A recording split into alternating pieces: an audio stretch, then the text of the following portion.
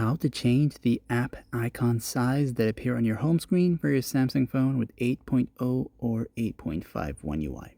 Long press a blank area like this here, then you'll see the settings option show up there.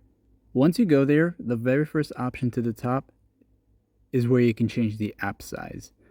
The slider here will allow you to change it, and you can see they get bigger or smaller depending on where you position the slider. If you go down a little bit more, you will see the grid layout options. Now these will allow for the home screen to have more space.